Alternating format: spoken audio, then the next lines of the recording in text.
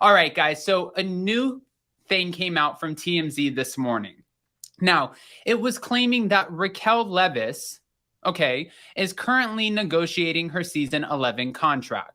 The problem here is season 11, they started filming these little pickup shots last weekend for Ariana's birthday, where they filmed the cast members in their homes, and it's like, we're catching up with Sheena. Sheena's with her little daughter and her husband. We're catching up with Shorts. He's cleaning up laundry around his house. It's a mess. Like, those shots. But the first official group filming scene was Wednesday. Now, Raquel hasn't filmed anything yet because from what her sources, the sources close to her, her reps are saying, she is still currently in a mental health living facility. There's one person out there who has a problem with this. I'm going to point this out. I posted a video about this morning. From what they're saying, Raquel's rep and her team, they're trying to negotiate a higher salary for season 11 based off of what happened with the Sandoval.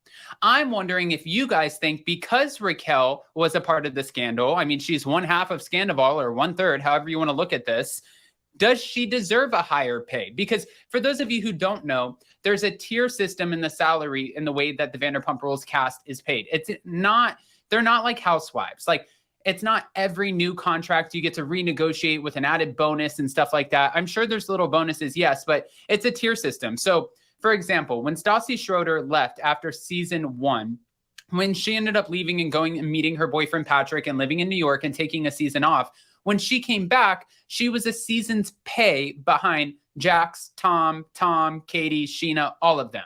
Now, the only difference in pay as of today would be some of the cast, they're on day rates, and some of them are on salaries. So for her to come in and command a higher salary, it's just a little interesting to me. But I want to share something with you because there's someone out here who's saying that they have receipts when it comes to, well, good old,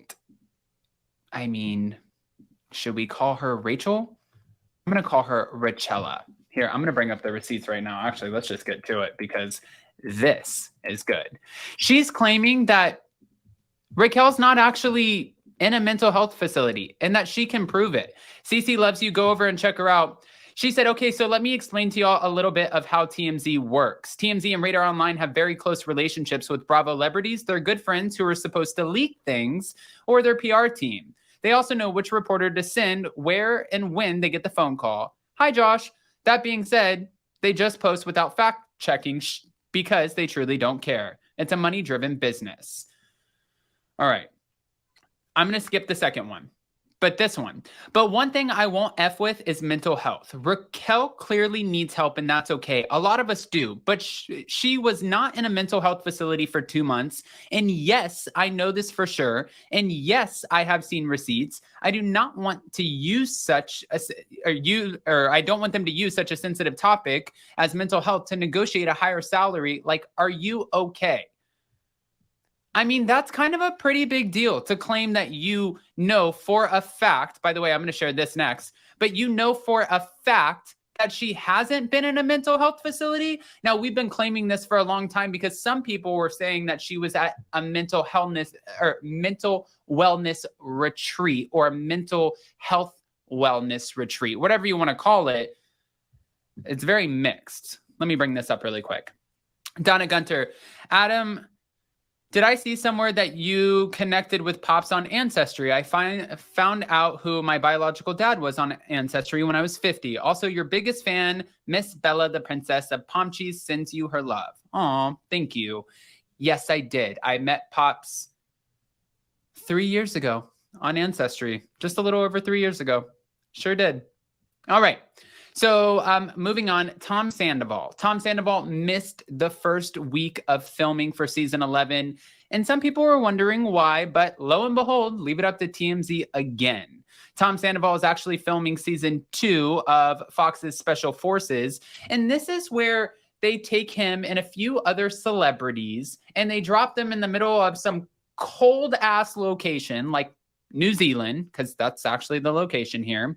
And they have to get paired with this like team of special ops who do everything in their power to break them and make them lose, fail, or quit a challenge until they get to the last contestant who wins.